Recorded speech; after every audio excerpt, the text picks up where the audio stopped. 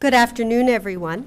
I'm Sarah Rosenwortel, and I have the great privilege of being the president of the Urban Institute and of welcoming all of those here in the room. And also, I gather we had a very robust sign-up for the online webcast, so let me also welcome all of you online, watching simultaneously or later on the archived broadcast. For all of you who are here in the room or online, if you want to share your observations with the social media universe, let me encourage you to use the hashtag #LiveAtUrban. And for our online viewers, there'll be a chance for you to participate in the questioning of the panel later on. And for those of you who want to offer questions, you can feel free at any time to send them to events@urban.org. So we learned this morning that currently about 13.5% of our population is in poverty. Now that's good news in that it's a decrease of 1.2% since last year. That's the right direction, certainly. But that means that 43.1 million adults and children lack the minimal resources necessary to meet their needs. Over 8.5 million families, and the poverty rate is higher among families headed by a single mother, with over 28% of those families still living in poverty.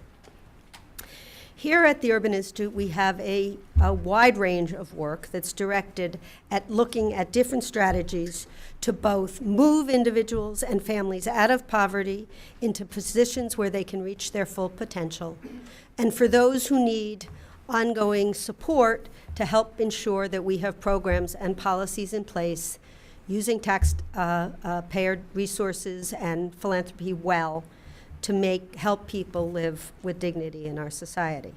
We like to say that our scholars work to identify what works and does not, from tackling persistent poverty in distressed urban areas to harnessing data to strengthen programs like Head Start or childcare or training, and to help people move from welfare to work. We like to say that we bring these insights from research to elevate the debate. Today we're revisiting a debate, but with a forward-looking eye that has been coming for many years. Earlier this year there was a lot of attention to the so-called 20th anniversary of also so-called welfare reform. What we'd like to focus on today is not so much where we've been, but where we're going. And join a conversation about the ways in which our public policies, a whole range of programs, help individuals to gain access to opportunity and economic mobility where possible, and have access to the supports they need regardless of their circumstances. This discussion, I think, is characterized in particular by trying to bring research to practice. And so we have researchers here with us, but we also have people who run agencies at the federal and state level who do the hard, difficult work of administering programs. And together, I think we can say, what should the agenda be for the solutions, the improvements to policy and program that we should be working on going ahead? I'm very grateful to my colleagues here, Heather Hahn and Teresa Anderson, as well as Donald Marin and Nisha Patel, for their intellectual leadership, and to Urban's rock star events team. You're sitting there back in the Daphne reading your emails, but that's you I'm talking about, and your colleagues, for pulling this together, as always. I especially want to thank the National Association for Welfare Research and Statistics, and I don't even want to try to pronounce that acronym as a sound, but for their collaboration and support on this event. Kinsey Dinan has been a great partner for us, and it's great for us to have Teresa Anderson, Urban's own, as a part of the leadership of that organization this year.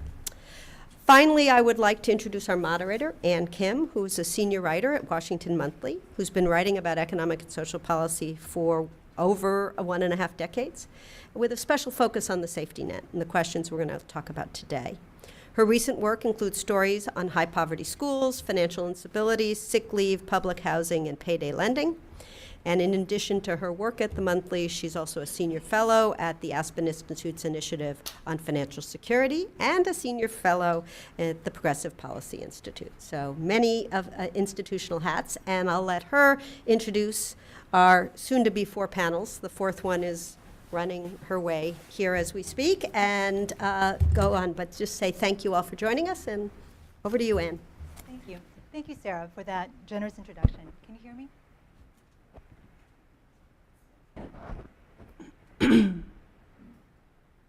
It's a great honor to be here this morning. And as Sarah mentioned, we heard some encouraging trends this morning, but there's an enormous amount of work left to be done. 43 million Americans in poverty still, including 1 in 5 children. But one thing we haven't heard a lot about this election cycle, as peculiar as it has been in a lot of ways, is poverty.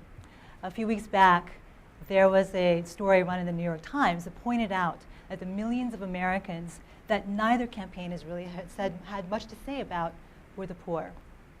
And it's been a tragedy in a couple respects. Number one, of course, poverty and the future of opportunity are enormous unsolved challenges. And the future of all of us really depends on whether we can meet this challenge of poverty and opportunity in the future. But secondly, there's a positive untold story that's been unfolding over the past 20 years, and that's the story we're going to talk about this morning. There actually has been a tremendous amount of progress and innovation, a lot of it behind the scenes, a lot of it under the radar, and often at the state and local level. It's not yet about outcomes. It might be too soon for that on a broad scale, but it is about strategy. It's about knowledge. There's a lot that we know now that we didn't know 20 years ago about what works and what doesn't in terms of poverty reduction. And so the purpose of this panel today is going to be to spotlight some of these innovations and then try to build a framework for what the next 20 years of policy on poverty and opportunity should look like. What do we need to do to encourage innovation? What's the future role of the federal government? What's the role of states and cities? And so to help answer these questions, I'm joined this morning by a stellar group of panelists, and you'll find extended bios for each of them in your programs. To my immediate left is Heather Hahn. She is a senior fellow in the Center for Labor, Human Services, and Population here at the Urban Institute. To her left is Sisifo Tatiti. She is the Assistant Director of the Utah Department of Workforce Services. Sitting to her left is Angela Rashidi, who is a research fellow in poverty studies at the American Enterprise Institute. And at the end is Uma Alawalia, who is the director of the Montgomery County Department of Health and Human Services. And I just want to throw in a note that I'm also thrilled to be part of an all-female panel. This is a first for me. Thank you. So I'd like to actually start broadly. It's kind of a foundational level with first principles. When the nation embarked on welfare reform 20 years ago, the impetus was actually a political perception that there was something very wrong with the way that the federal government was tackling poverty, and in particular AFDC. And welfare reform was founded on a set of really foundational assumptions about who was poor, why they were poor, and what worked.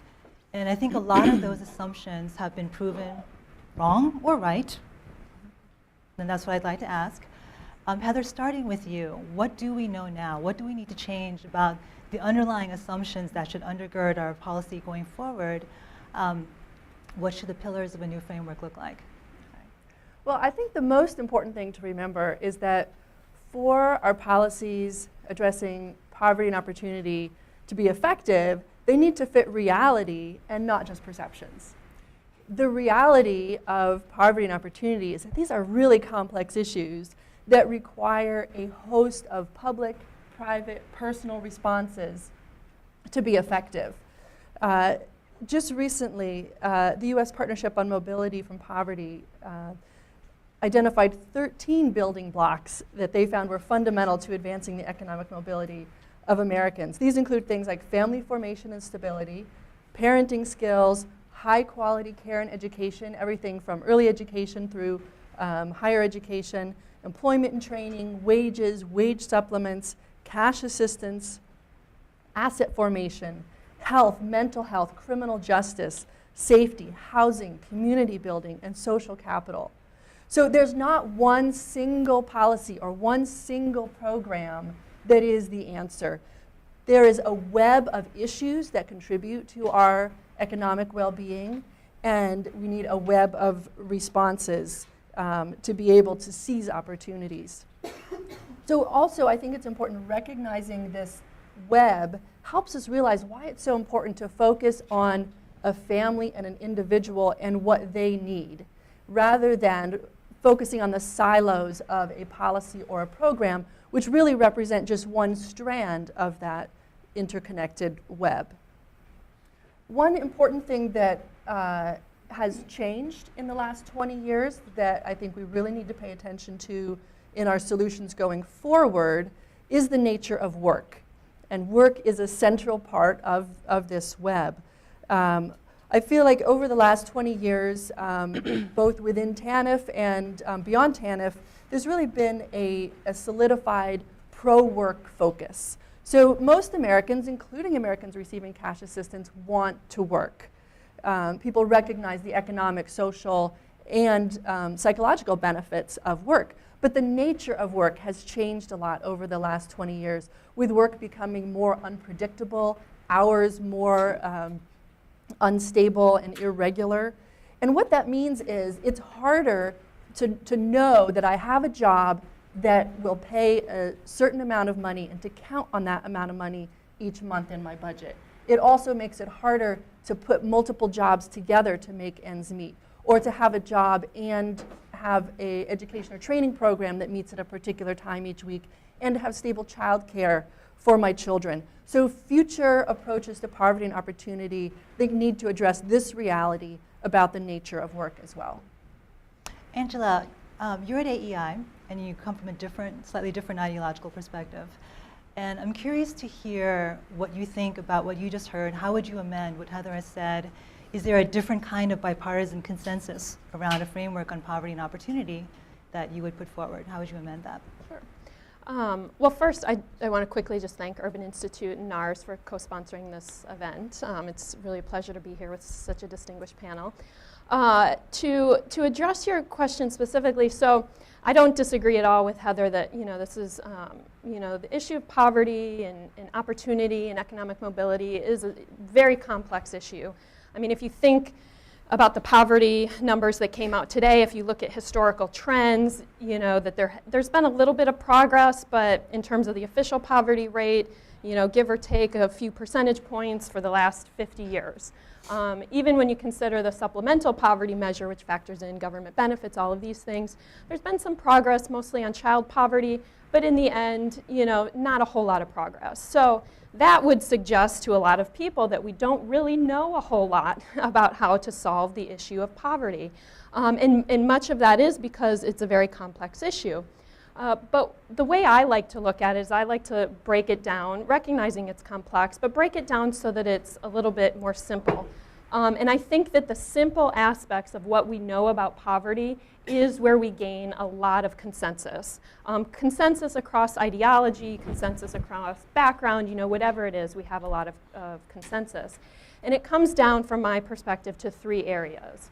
If we can improve these 3 areas, we could make a lot of progress on poverty. And those 3 areas are work, which Heather mentioned. If we can get more people working, we would make significant improvements on poverty, because poverty is driven by income, and primarily people's income comes from work.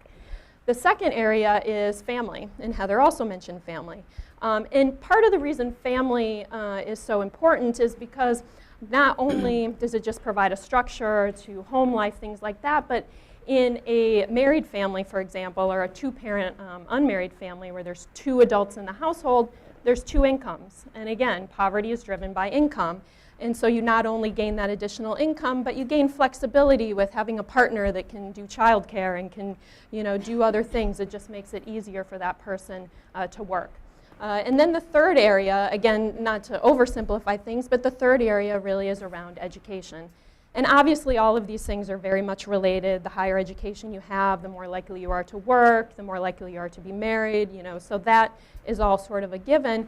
But really, if we were able to improve the education level of Americans, we would also make significant progress on poverty. And if you think back to what we've learned over the last 20 years, imagine if 20 years ago we very quickly learned through welfare reform that people needed to have a high school diploma in order to be successful in the labor market. If you think back over the last 20 years, if we had ensured that every child gained a high school diploma, we'd be in a much different place today. We wouldn't be arguing over education and training in Tanf.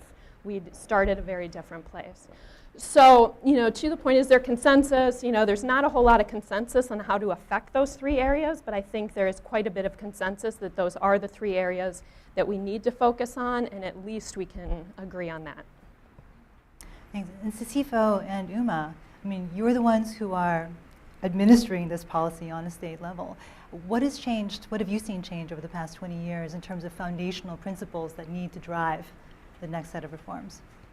Sisifo, do you want to start? Sure. First of all, thank you as well for the invitation to be here. I'm super happy to be here among all of you and to share some of the things that we're doing in Utah. It's nice to hear both of their comments because I feel validated in the things that we're doing and we're trying to do in Utah. I've only been with the Department of Workforce Services in Utah for the last 4 years, but just in that 4 years, I've seen so much change. We were a very work-first focused agency, specifically with Tanf when I first came on board. To be honest, when I first came into the department, I was very new to Tanf. I came in with some policy experience, but the whole umbrella of Tanf was very new to me. And so I think I came in with some fresh eyes, maybe. And so I was able to contribute, I think, philosophically to what I was seeing happening with our program, our local program in Utah. And one thing was, speaking to what was just said about the three components of employment, family, and education, we were very focused on meeting our work participation requirements. I think we were very focused on that. And I think we were at a point where we were coming out of the recession, and so a lot of people were facing situational poverty, because of the recession, and a lot of those, as our economy got better, people were going back into work, and so the caseload that we were left with, those families, they were more intergenerational poverty, and I'll talk about that in a little bit later, but people who had a lot more barriers, we needed to take a different approach. And so today, we do have a different approach in the sense that we do have we're implementing a 2-generation family-focused case management approach in our TANF program statewide in Utah. I'll talk a little bit more about that later, but just in terms of what I've seen and what I've learned over the last 20 years, we've shifted from being compliance-focused with federal regulations and policies and to really thinking about the individual, thinking about the family, thinking about the children. How do we incorporate the needs and what's best for the children into these family plans in terms of TANF? And just as an agency, we've shifted that focus. We've shifted, and as a state, I should say, not just as the Department of Workforce Services in Utah, but a state as a whole. I don't want to get too much into other things, but there are a lot of things that we're doing in Utah, beginning with the governor and lieutenant governor's initiatives, trickling down to local state agencies that we're trying to implement to address these poverty issues. And Uma, what would you say are the top lessons you would draw from your experience? So good afternoon, everyone. It's a pleasure to be here as well, and to be on an all-female panel, as just said. I think, as you know, some of you might know, Montgomery County is a suburb of Washington, D.C., and a fairly wealthy suburb of Washington, D.C., and the demographics are shifting very significantly for us in the last 20 years. Our community is now over 54% ethnic minority, and we have over 8 to 9% poverty. Family poverty and child poverty climbs into the double digits. And so for us, this question of how unaffordable we are and what is it that TANF and other eligibility programs actually collaboratively are doing for families is a pretty significant question. And as many of you know, the two biggest cost centers are housing and childcare. And those tend to be incredibly unaffordable in our communities. And so if you have a family focus, two-generation poverty, all the things that panelists are talking about, TANF alone is not the answer. And in Maryland, too, the shift has gone from talking about temporary cash assistance to Maryland Rise, which is sort of reaching independence and stability through employment. So you see the focus shift, right? The emphasis being more on employment. The one thing I will tell you locally, though, and that's where the rubber hits the road, families are coming to local offices. People expect to be served in their local communities. What we see is homelessness, domestic violence, substance abuse, mental illness, truancy, school performance, child welfare involvement, economic instability. All of these things are working at the same time, either more than one of these factors or multiple factors to impact families. And so just giving them the temporary cash assistance check is not what's going to solve the problem. There's got to be a collaborative, integrated approach that's not just about rescuing children or helping parents. It is truly a multi-generational, integrated wraparound model, and that's what we're driving at the local level. And I'm really struck by these opening presentations to the extent to which TANF, specifically in cash assistance in particular, has really shrunk as a priority. You know, TANF cash assistance was the driver of the debate 20 years ago, and now it's about the elements that you have defined: work, family, education, a web of supports, intergenerational approaches. I'm interested to drill down a little bit more into specific kinds of innovations that you guys are the most excited about, having implemented or having seen. Sisifo, I'd love to start with you in Utah with the intergenerational approach. Oh, where do I start? I love talking about what we're doing in Utah. I think I'll start just a little bit with the history. In 2012, legislation was passed, local state legislation was passed. And it started with a senator by the name of Senator Reed. He had been working in his voluntary religious role, and was working with young children who were in and out of foster care. And he was also a part of the legislature. He was a senator in our legislature, and he proposed a bill called the Intergenerational Poverty Mitigation Act. He felt that there were children going through the system that needed more supports than what they were getting, and that he wanted to see a shift in that cycle of poverty that he was seeing and experiencing in his local area. And starting with that, it kind of blossomed into what we're doing today. And there's so many facets, but a couple of things happened because of this Mitigation Act. One, it formed what we call the Intergenerational Welfare Commission. And what that is made up of is the state agency executive directors from all of the state agencies in Utah. They're required to come together as a commission to address the issues of intergenerational poverty within the state. For a long time, our executive director, John Pierpont, was the chair of this commission. And then just recently, our lieutenant governor stepped in and took over the role of the chair, which is pretty significant when you think of the impacts that has. The lieutenant governor of the state coming in, very passionate about the work that we're doing with intergenerational poverty. I think one thing to point out is we've defined as a state what we know today as intergenerational poverty versus situational poverty. Situational poverty being, poverty because of a certain event in someone's life, to make it short. And then intergenerational poverty, families who their parents, as children, were on cash assistance or were on public assistance, and then now as adults, they and their children are on public assistance. And so in Utah, we decided to define intergenerational poverty as if a parent today was on cash assistance as a child for 12 or more months, and now they're again on cash assistance or public assistance for 12 or more months, we're considering them a family in our cohort of intergenerational poverty or intergenerational public assistance recipients. And so because we have the data, we're able to pull the names of these individuals and families. And we found, I'll back up just a little bit, one other thing besides the commission that came out of this, this legislation that passed was the Department of Workforce Services was mandated to write an intergenerational poverty report every year. So they had to, we as a department had to put out a report giving all of the data related to public assistance.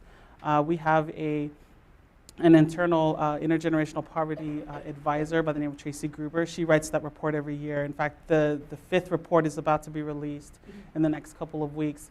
But she gathers data from across the state, and she compiles it into this report, and it tells the story of poverty in Utah.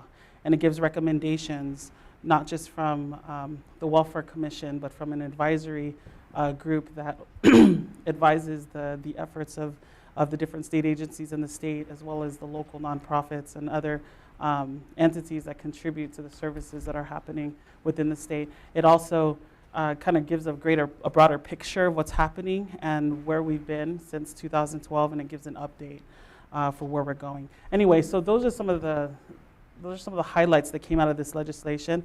Since then, things have just kind of blossomed.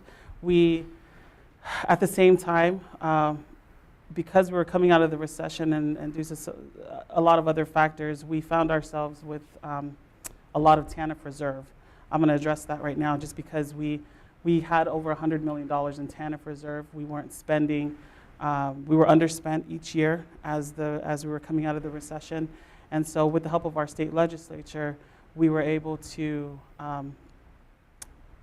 invest a lot of that money back into the community. We put out a request for proposals or request for grant proposals into the community. Today, we've used much of that reserve funding, and it goes towards services like financial education in the community. We have a really stellar program called Basic Technology through our local Salt Lake Community College, where families or parents that are on cash assistance are eligible to go through this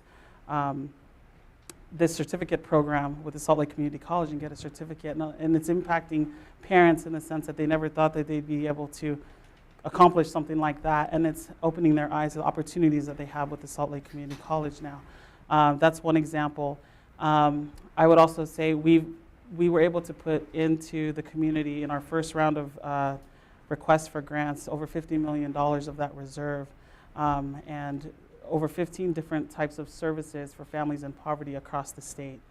Everything from financial education, as I mentioned, adult mentoring, youth mentoring, pregnancy prevention, those types of programs. It was a timely thing for us in the sense that we also were looking at what we could do to better our case management process within our cash assistance program. In Utah, we call it the Family Employment Program. That's our TANF program. We were seeing the same families cycle through, and so we knew that we needed to come up with a different approach. We knew that we needed to start focusing, adopting the philosophy of Senator Reid, focusing on the children as well as the parents. And so we put together what we call the Family Focused Case Management for FEP, for Family Employment Program. And what it is a series of trainings for our cash assistance case managers. We started rolling this out earlier this year, but it's made up of motivational interviewing trainings. We brought in professionals from the University of Utah to come and train our staff face-to-face. We used a philosophy called the implementation science to make sure that we were changing the way that we were delivering training for our case managers. It took a lot of time. A lot of people were not convinced that this was going to work. People that have been around for 20, 25 years doing case management were like, oh gosh, this is just one of those other things. Let's see how long this lasts. But now that we've been in it for about 9 months, people are starting to adopt the new philosophies. They're starting to see that this is a different approach and it's not going to go away. This is the way that we want to serve families. Through motivational interviewing, we're taking the components of motivational interviewing and plugging them into case management, starting with the simple things like engagement. How do you engage someone who comes to the door? How do you build a relationship? Just those simple things that we really never thought about before are really making a big difference. And our goals are to decrease the number of cases that close negatively. We want people to stay on so we can help them. I know it sounds counterintuitive almost, but we have a philosophy that if we keep people on longer, get them out of that cycle of closing, opening, keep them on a little bit longer, really engage them, build that relationship, listen to them. Like that, I think, was a big thing for our case managers. You want us to listen to our customers, like ask them what they want to do. That's crazy. But we started asking them. We said, hey, it's okay for you to do this. It's okay. We do have these work participation activities, but it's okay for you to ask them. Do you want to go to school? What is it that's a priority to you? How are your kids doing? And those were the things that made the most difference, and that's the feedback we get from all of our case managers. The engagement comes with their customer when they ask them about their kids. It's just amazing how much of a difference that it's making, really addressing the needs of the children and the parents. I'm not going to say that we're not having challenges. There are still challenges in terms of what we can and can't do. But I think in the approach and in the philosophy that we're trying to implement with our case managers, for the most part, it's been a huge success. There's so much more to say about it, but I think that's one of the things that I'd like to that I'll highlight right now, and then I have some other things that I'd like to highlight later. But I just I'm super passionate about what we're doing with our FEP program in Utah. I can see a difference. Another goal that we have, aside from keeping people engaged and participating longer, is really investing in education. Encouraging them to complete their GED, regardless of the time frames of work participation. Complete your GED, complete your high school diploma, whatever it is that you need to do. Go into, like a training program, a certificate program. Do what you need to do for the betterment of your family in the long run. Don't do what's right for us, do what's right for you and your family, so. Great. And Heather, Angela, and Uma, I'd love to hear about one innovation that you are the most excited about. Maybe we can start down at that end with Uma. Okay, so when the recession hit in Montgomery County, this is an interesting story actually. The school system came to us, which actually gives me goosebumps still talking about it, right? My entire career in social services, I've never had the public school superintendent sit across from me and say, Uma, what can the local health and human services department do to eliminate the educational achievement gap, the social determinants? And so my question was, well, how high do you want me to jump, right? It was so exciting. So we sat down, we were talking, and when we talked to the principals, the single biggest issue they brought to our attention was turnover in the student population. Students were in the middle of the school year, two months into the school year, would up and go enroll in a different school. In the same county, same jurisdiction, but different school. And what was driving it was parental homelessness or risk of homelessness. Housing costs are a huge driver in our community. And one of the things we realized when we mapped that data against our eviction prevention, rental assistance, poverty data, child welfare data, guess what? Those zip codes all matched. They all absolutely matched. And we're a pretty large-sized county, and we have 3 main offices where people come in to get their eligibility work done. And we said, it's hard sometimes. You have to take 2 buses, 3 buses. We're suburban. This was the time when Brookings put out their suburban poverty report 6-7 years ago, where they started talking about how poverty growth is not in inner cities, it's really in suburban communities. And suburban communities inherently are more inaccessible. Transit is not as easy. And so we decided that we would partner with our nonprofits and actually go into those communities, hire unemployed natural leaders who we would train in eligibility work. We have a one-stop shop. We're an integrated health and human services department. So we have everything from aging and disabilities, behavioral health, victim services, public health, homeless services, eligibility, child welfare, juvenile diversion, early childhood, everything's in our department, right? But we were pretty siloed. We've been together integrated for 20 years, but people will come in a very linear way. Today you come in for Tanf, tomorrow we'll say, you might say to your caseworker 3 months later, well, I'm not going to my work site because I'm experiencing domestic violence. And then you'd start having the conversation, right? How do we truly build an integrated no wrong door approach that's driven by the needs of families and children? and not driven by, today I'm going to give you this benefit, and tomorrow I'm going to send you over there to go get your child support taken care of, and then the next day you're going to go somewhere else because you have a mental health issue, but to try to get it early, upstream, comprehensive. And so we've been at this for a long time. We have an integrated teaming approach that is phenomenally effective. Over 27 to 28% of the folks in our homeless shelter are single moms with at least one, maybe two children under the age of 5, under 26 years of age, with a GED or less education, right? They are on Tanf. They are on every other benefit that we can try to get for them. But are they truly going to get to self-sufficiency if we do not have a two-generation poverty approach? And one of the things I'd say as we did our work in the neighborhoods, as we went into the nonprofits, trained these folks, did this work, as we moved our integrated approach into our offices, one of the things that families tell us is, it's nice that you have a safety net, but that's not where we want to be. We want to take care of our children. We want to take care of our families ourselves.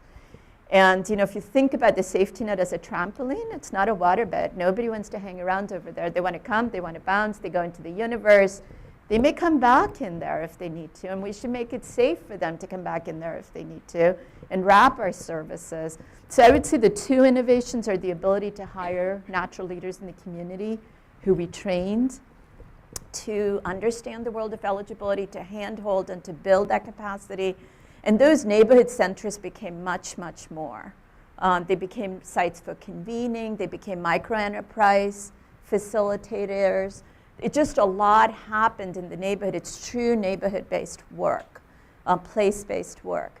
And then we also did this other sort of integrated approach where we do upfront, deep integration that wraps around families, and we're able to prevent recidivism and hold their hands for a much longer. Now, this is all at the local level. This is not necessarily what the state's regulations are driving us to. This is local innovation at its best.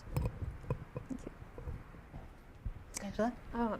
Sure. So I'm going to mention just a couple things, but I'll do it quickly because it's hard to identify just one innovation. I want to mention first, I think it's really fantastic what the states are doing and localities. I mean, I worked for, a locality, New York City Department of Social Services for almost 10 years, so I really understand that that is where a lot of the innovation actually does happen. So from the perspective of an innovation, it really should be allowing states to experiment and try new things, and the federal government and federal policy should not be the dictator of what's going on at the state and local level. And that means, some of the things you talked about, Uma, but just breaking down silos, allowing more experimentation, with, however, a lot of accountability and, ensure, the federal level, federal government has a responsibility to ensure that dollars are being used appropriately. But I think we do need sort of a renewed spirit of reform and experimentation at the state level. But with that said, and this is in no way, to suggest that what's going on at the state level isn't important, but if you think, again, historically, what has really impacted poverty over the last 50 years, it's the earned income tax credit, expansion of that had a pretty significant impact, reduction on poverty, coupled with a strong economy, coupled with welfare reform, which was pushed to get people towards work. So if you think about it from that perspective of the need to get more people working, there's really a couple areas that we need to focus on. One is the most common reason poor people give for not working is actually disability and illness. A very small percentage actually identify the lack of jobs or the inability to find a job. It's less than 10% say the reason they're not working is because they don't have a job. And most poor people, 60%, don't work at all. And only about 17% work full-time, full year. So there's really, if you think about the poor population, it's really, much of it is a work problem. So getting back to sort of the reason they say they're not working, which is illness and disability, I think we need to get creative in terms of federal policy around supporting work for people who have disabilities or people who have illnesses. There's, people with disabilities want to work. Work is rewarding. Heather mentioned that earlier. That's true for people with disabilities as well. Unfortunately, many of our disability assistance programs discourage work to the point that many people, their understanding is that if I want to maintain my disability assistance benefits, I cannot work. So that needs to change.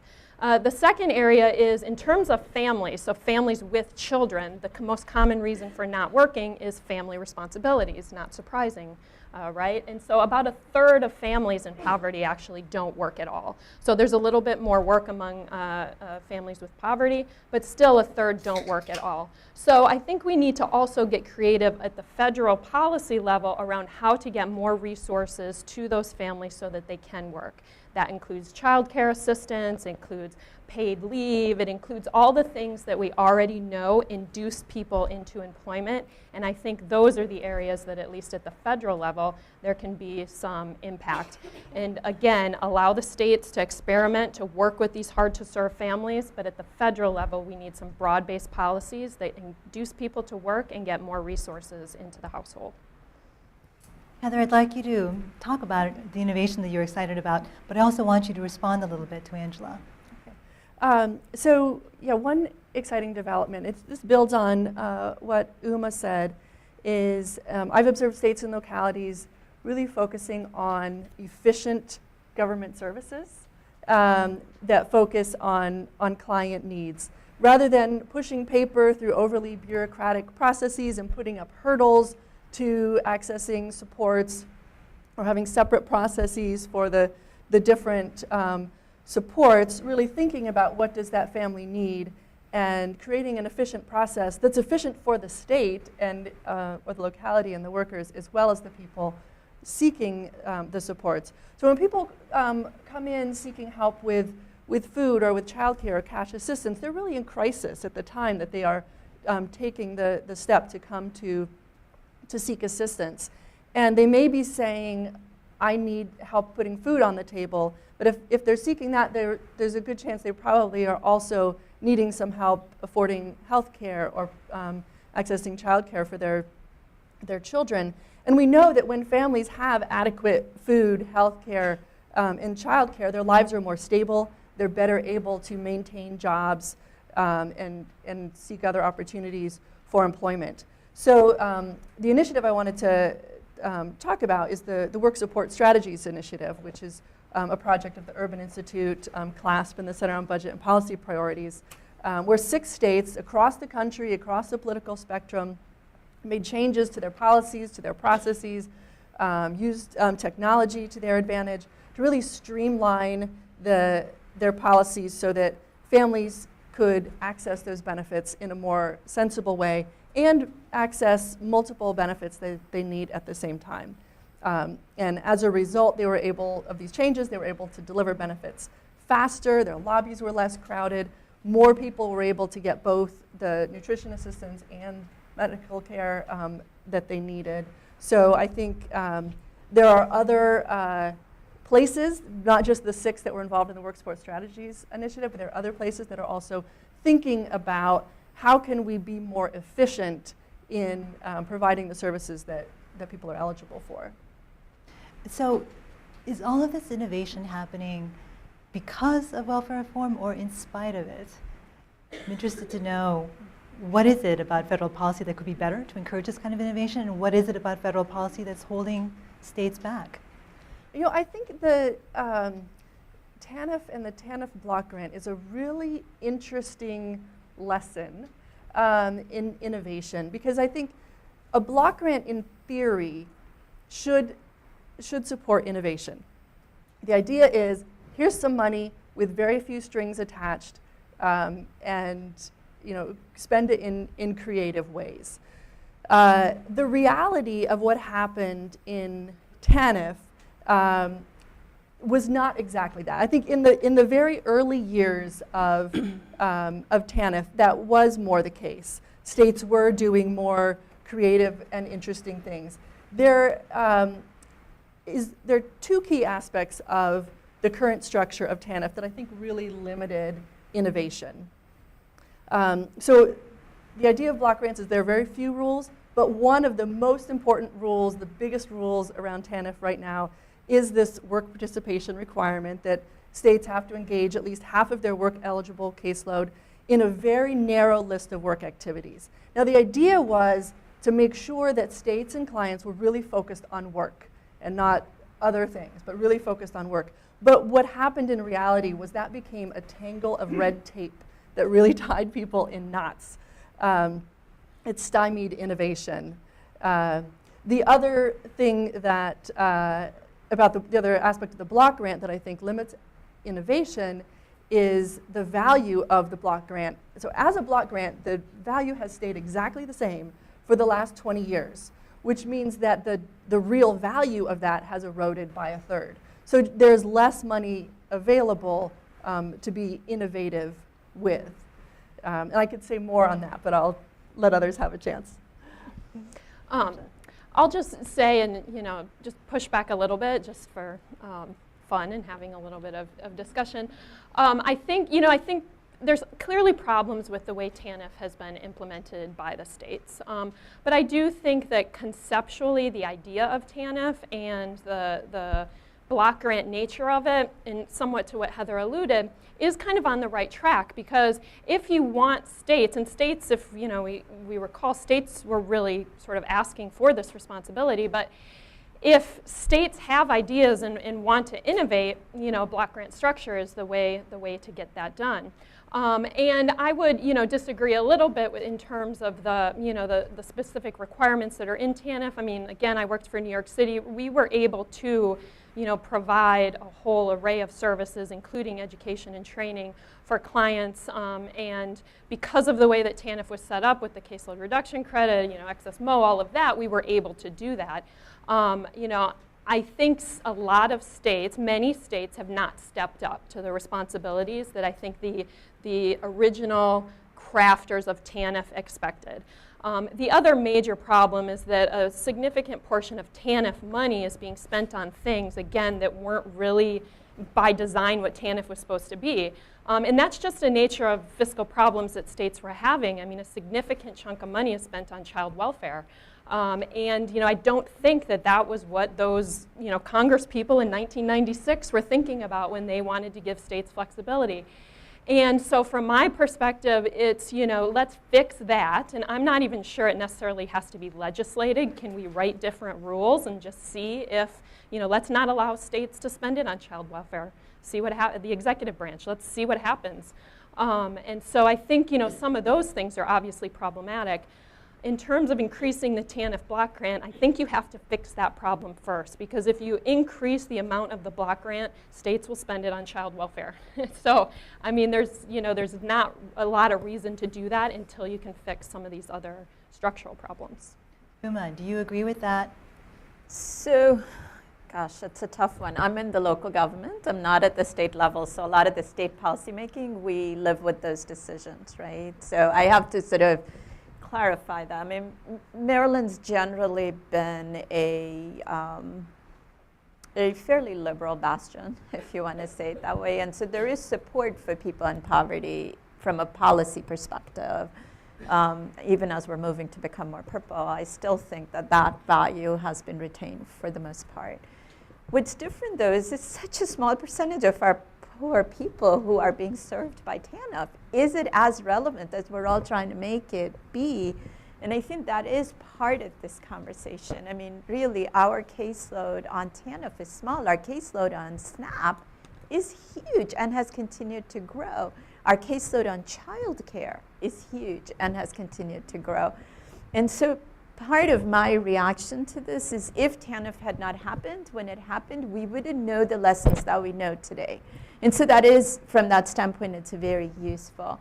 I do want to spend 2 seconds talking about something called the Clover Fact that many of you know about over here, right?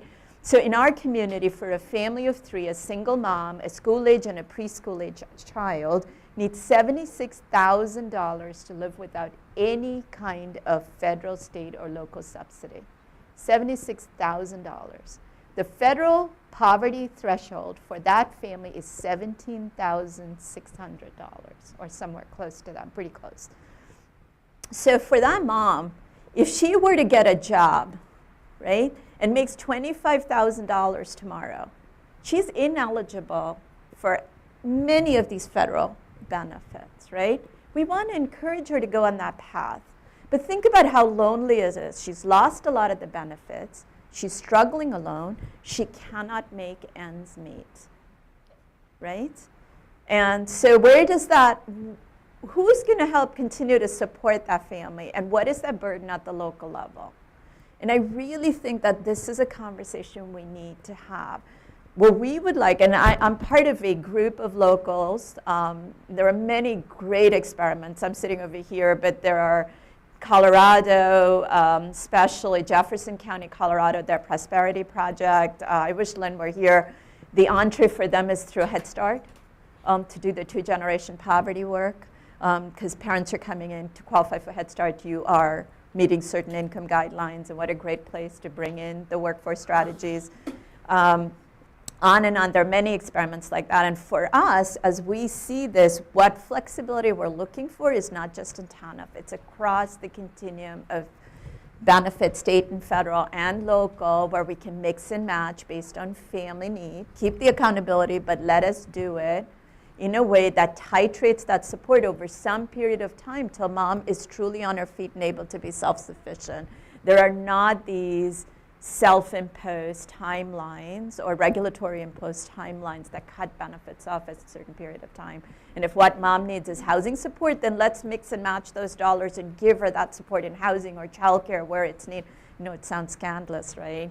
And the longer I work in local government, the more convinced I am that without that level of flexibility and figuring that out, we will always be piecemealing this jigsaw puzzle, and it will never add up to being enough to support families.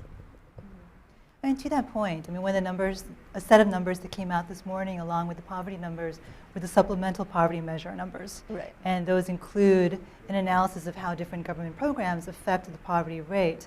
What was really interesting was that TANF was not among the numbers that was included. Like, what is the effect of TANF in terms of the poverty rate? They looked at Social Security, they looked at SNAP, they looked at EITC. Mm-hmm. So EITC, EITC is huge. right, would have the impact of the EITC would have lifts 9.2 million people out of poverty, according to the numbers I saw this morning. But just to your point about the infinitesimally small nature of TANF. Mm-hmm.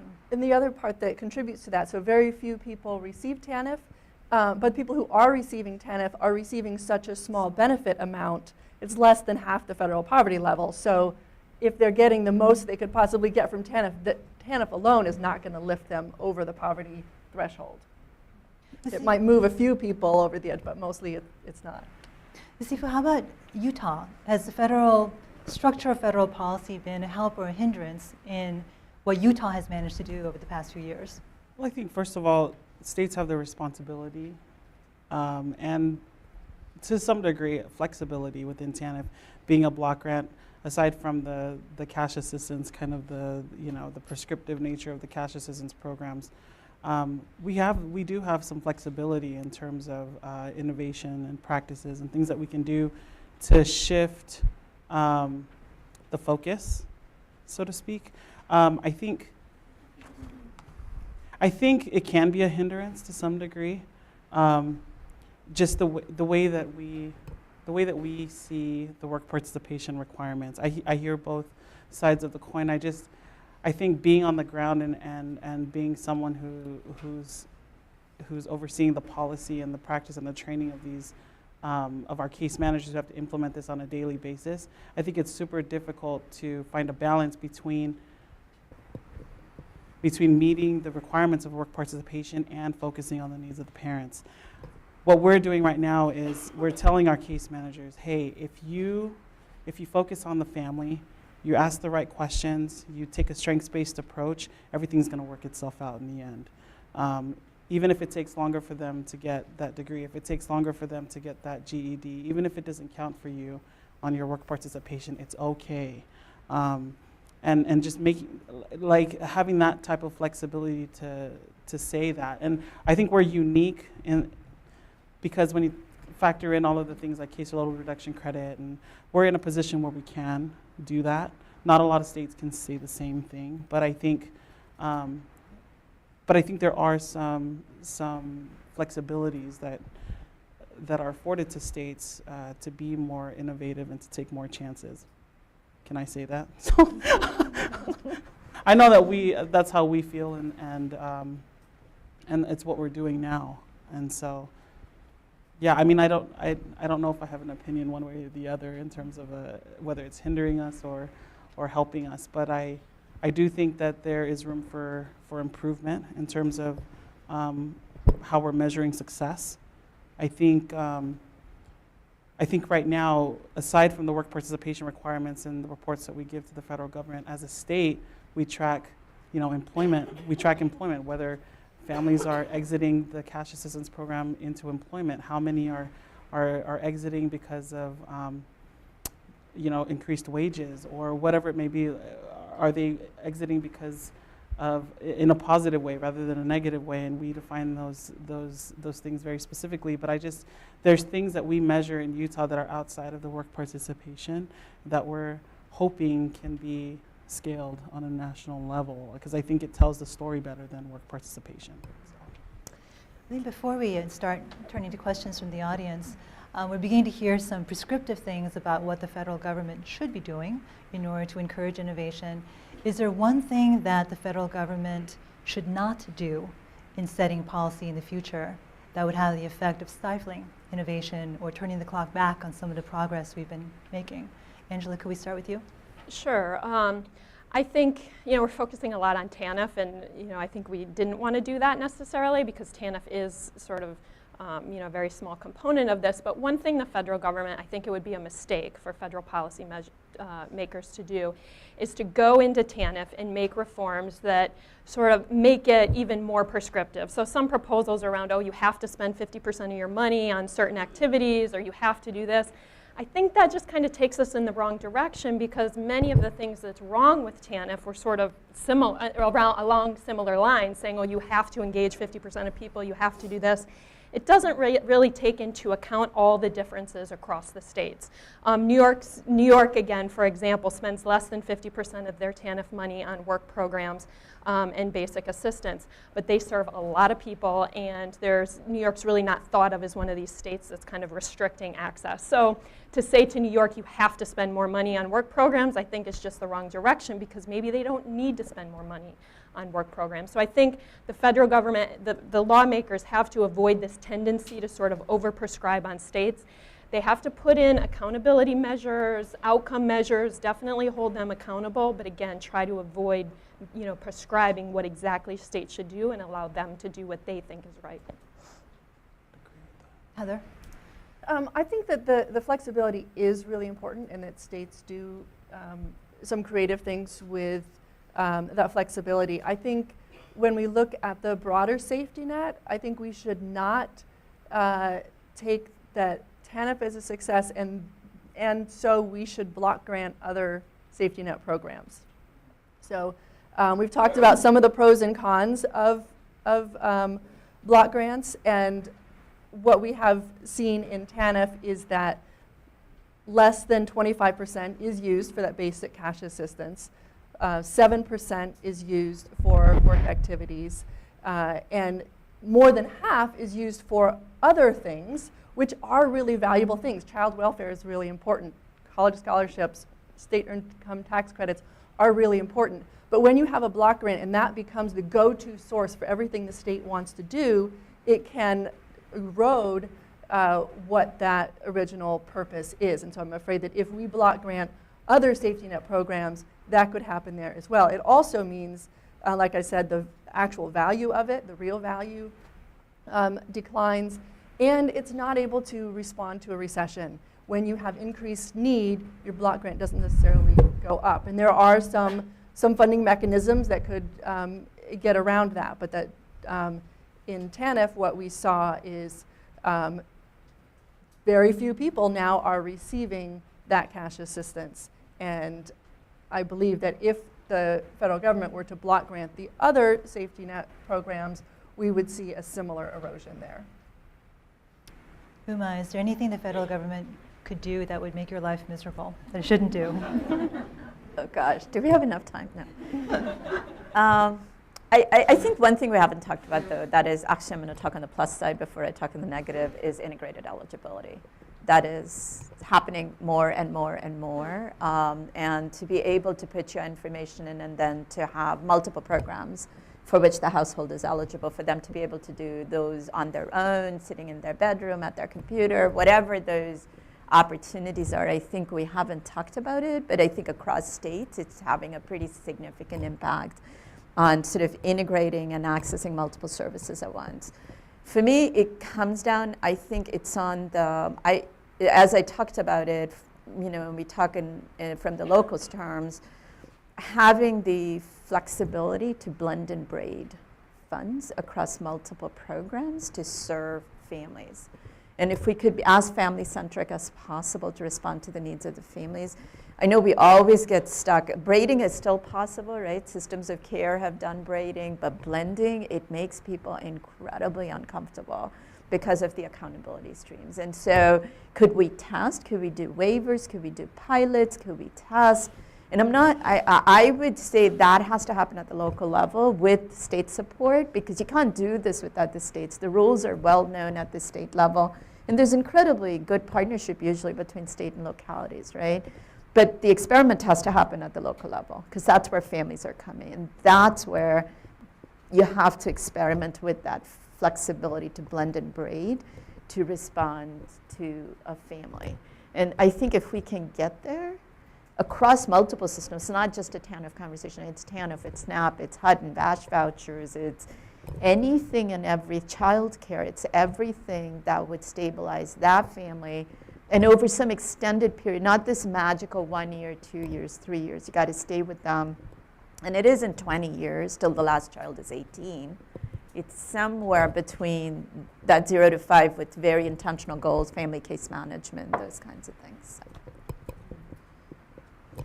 Sifo, do you have something? I just wanted to say, as you're talking, I'm thinking about all the things that we're doing as well. The integrated eligibility, where there is no wrong door. If someone is applying for, food assistance, then we open the door for them to apply for everything else that they need, Medicaid, cash assistance. But it also reminds me of what we're doing with our rural intergenerational poverty efforts. We realize as a department we're not going to solve poverty in Utah. As a department, we hope to move the needle, but we realize that we need the help and the investment of local leaders and local providers. And so with the help of the Lieutenant Governor, who's now, as I said before, the chair of this commission, he's been traveling the state with our department leaders and really engaging local leaders, commissioners within the rural areas of our state, sharing the data particular to their counties, showing the data around 4 domains that we've adopted under the intergenerational poverty efforts, which are early childhood education, economic stability, health, and education. Really showing the statistics and the data for their specific county and showing them where the gaps are, and then putting it back on them to figure out how they're going to help the citizens or the residents in their local communities to combat some of these issues. So I'm just thinking about those efforts, and then thinking about what more can we do? What more can we do with this? I know TANF being a blocker, and I'm just thinking about how you have the one piece with the cash assistance that's very prescriptive, but then you have this whole other piece where states do have the flexibility to implement policies and rules to make sure that that other piece of funding is going to the right people, the right population, and that is families, poor families. And so, in the last couple of years, we've implemented a rapid rehousing program, but kind of tailored to this work focused approach of having, if a family comes in and they're in fear of losing their housing, or maybe they're already homeless, we've created this program where they have to work with an employment counselor to job search at the same time that we're providing that housing assistance to them, because it's one of those where they can only get it for up to 4 months with TANF. And so that's one example of utilizing funds, TANF funds, for the right population. I think another thing that we're starting to do right now is helping families who are on our cash assistance program understand the value of building your assets. And so partnering with our local our local entity that runs the individualized development accounts. They're called the AAA Credit Foundation in Utah. And so partnering with them to provide budget and credit management types of workshops for all of our customers that come in through the doors at Workforce Services. Just really thinking about what are some of the things that can make long-term impacts for these families, not just, let's get off of cash assistance tomorrow. But what are some of the things that we can do to really make a long-lasting difference? So, something that we haven't talked about, but we made me think about it when you're talking about working in the communities, is the role of the private sector in this. So both the public and private sectors are critical. My colleague Molly Scott has a really great blog on the Urban Wire website you should check out, where she's talking about what we know about jobs. We know that the most important intervention in someone's life is not all these programs, but it is a job if they can have one. But there's very little evidence about what job models actually make low-income people's lives better. So we don't know how hunger and housing instability and lack of childcare might prevent low-income workers from really doing their best on the job. But those kinds of things are really important for employers to know. And it may be that different models, and it probably is true, that different models of wages and benefits and schedules and so forth are better for different people at different times in their lives. And so she poses in this blog, what if businesses could report to their shareholders not only their quarterly earnings, but also progress toward eliminating food insecurity among their workers, and the millions of SNAP dollars saved because they have supported their workers. So I think there is, I started off talking about how the changing nature of work is a real challenge and driver for poverty and opportunity. And I think that the private sector has a really important role to play in finding solutions along with all the rest of that web. So I'd like to turn things now to the audience for questions from the audience. There'll be a microphone coming your way. Please tell us who you are, what organization you're with, and if you are following along online, email your questions to events@urban.org. Okay, Sir? thank you. My name is John Shaman. I'm with the Child Welfare League of America, and I need to push back on something that was said, but also a challenge. In terms of welfare, AFDC, there's always been a relationship in terms of child welfare. When AFDC existed, there was always a child-only caseload that was represented kinship care, which is an alternative to foster care in some instances. But I think the bigger challenge here is that in Washington, we look at welfare and we look at child welfare like they're two separate entities or block grants or funding sources. And those families look very much alike. And I guess the challenge here is, about 70 to 80% of the 700,000 kids who are substantiated as abused every year are neglect cases, and they're not the sexual or physical abuse that people think of. And it's not that poor people abuse their kids, but it can be an exacerbating or a contributing factor to the complexities of mental health, substance abuse, housing. And so I guess my challenge here is that there needs to be not more separation between those two, but looking at them together. And I think if you really want to look deeply at the poverty issue, if you look closer at those child welfare families and all the challenges they're facing, I think you get a better view of what poverty is about, and trying to address that might get us closer to trying to really address poverty. Uma, do you want to take that one on?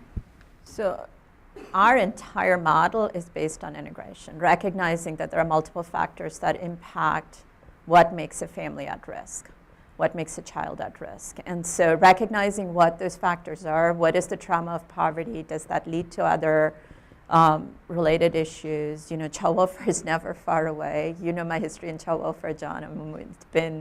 It's deep, deep work. And so there is no question in my mind whether it's substance abuse, it's mental health, it's juvenile involvement, it's child welfare involvement, it's trauma. Underlying all of it, there's trauma. We talk more about ACEs and what that means, when there's early childhood trauma, what does that mean in terms of health outcomes? there is a level of dependency between all of these factors, and we tend to look at things in individual silos, right? We're going to address food insecurity, or we're going to do a little bit of cash assistance here. We're going to force you to go to work here. Okay, now we're going to take a look at childcare for you.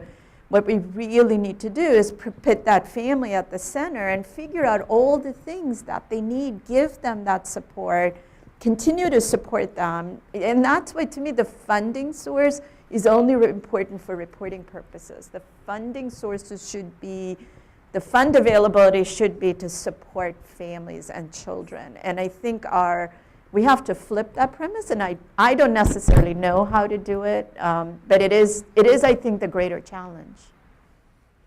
A couple questions from, oh, I'm sorry, Angela. Well, I just wanted to add real quickly, because I made the comment about the shifting funding. I think you make a really good point, and I think that it's useful for me to hear that, because I have to keep that in mind. My broader point was a little bit more about just funding streams and the need to, TANF was intended, for the most part, to increase work and reduce dependency on cash assistance. And I think too much of the money that was intended to do that shifted to child welfare, which is obviously very important, but it sort of supplanted maybe other money that would have gone there.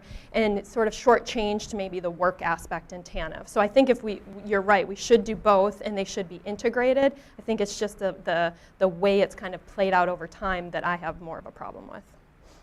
Okay, I've got some questions from online. This one is from Barbara Starts, who is with the Oklahoma Department of Human Services. And she asks, I have not heard much about child support, which is a huge cost-effective player in reducing poverty and actually avoids costs for other human services programs. Do you support, and if so, how can we shift human services resources to child support? Heather, is this? Yeah, well, I'm actually thinking about the importance of child support in a somewhat different way. And I think this fits with this idea of thinking about the realities of families, including the realities of the fathers in low-income families. And so top among those is child support. So current child support enforcement policies can require fathers to pay more than they actually are able to pay. And when they can't pay, then the enforcement actions can take away what wages they do have, can take their assets, can take their driver's license, can take their professional licenses. So think about it. If you're already having trouble supporting your children, and now you have no money and no assets and can't drive your car to work, and you don't even have a license to work, now how are you supposed to support your children? And it can also lead to incarceration, which further takes the father out of the children's lives and gives him a much higher hurdle for digging out of that hole and getting back to a place where he can support his children.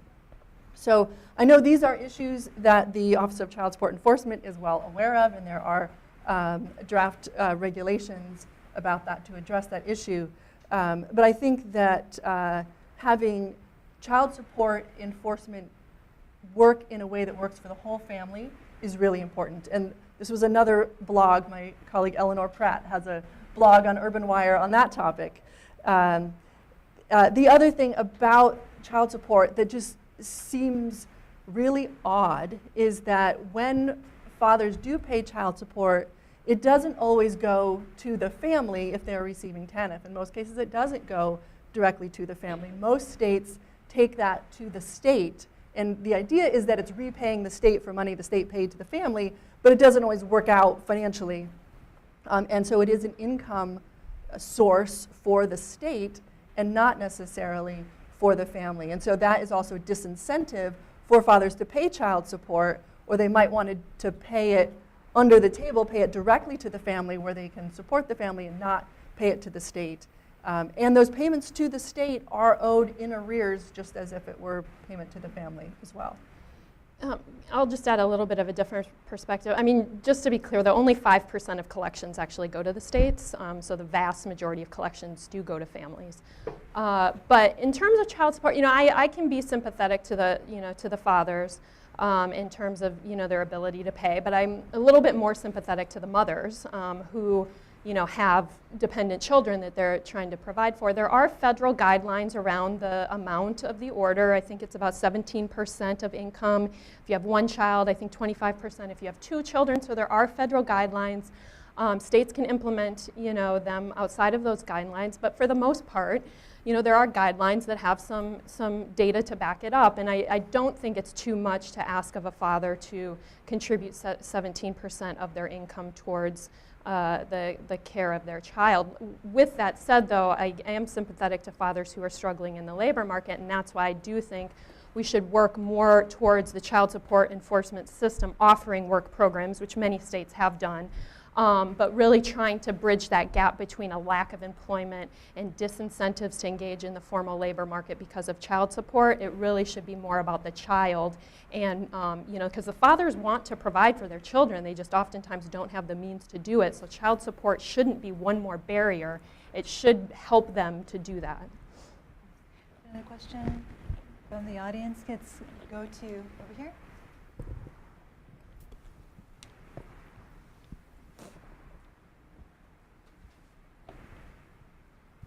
Hi, my name is Clay Kirchhoff. I'm with Enterprise Community Partners, and we're a organization that believes that safe, affordable, decent housing provides opportunity for individuals and households. 1 in 4 renters spend more than 50% of their income on rent, and oftentimes these housing costs can people will spend their money on housing before they'll spend it on food, medicine, or transportation, and this can have severe consequences on a household budget, causing people to be evicted and falling into cycles of poverty. So within the work that y'all do from different perspectives, how can housing policy, housing assistance be integrated into other kinds of social assistance? Who wants to take that on? Oh, I will. We've really found housing to be a significant barrier around financial stability, economic stability.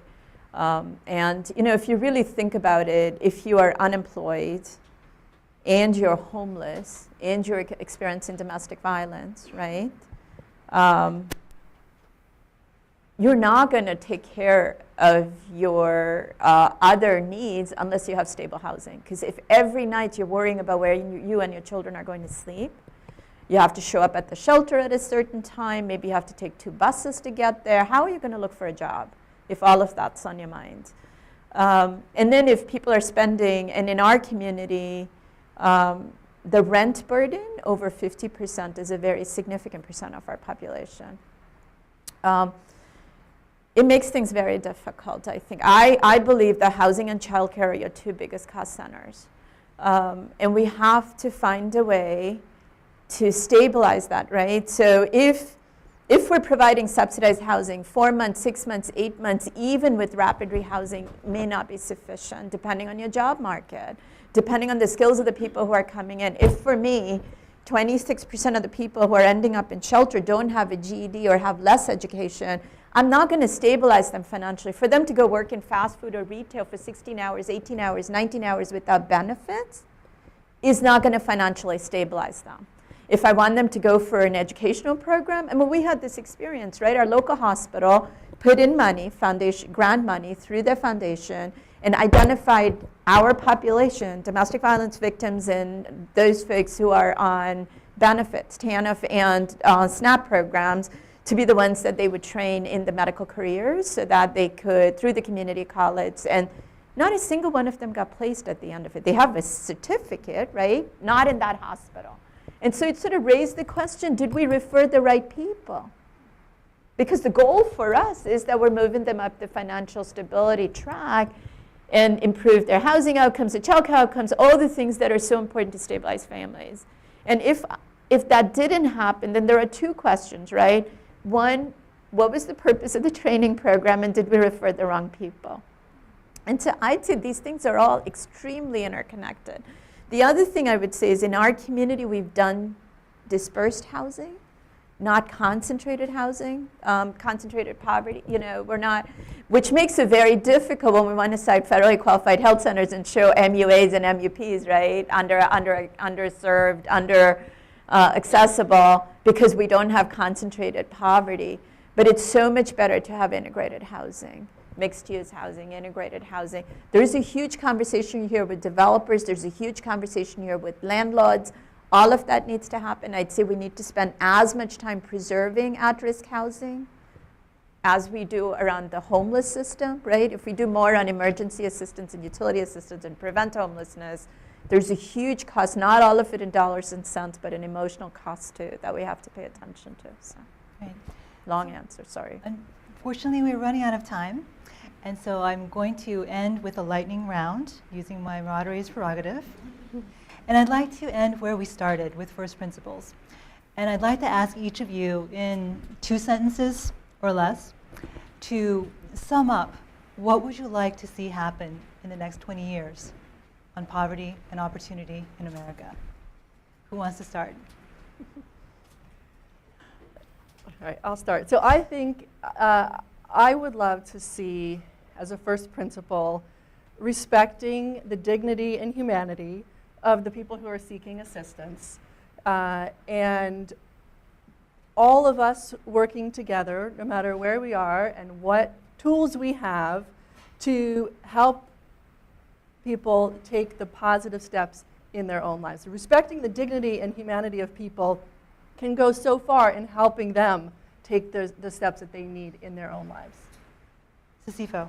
Thank you. I would echo what Heather was saying, but I'd also like to see some of the successful innovations that states have invested in be scaled to some degree and shared with other nationwide, and just principles that we know work.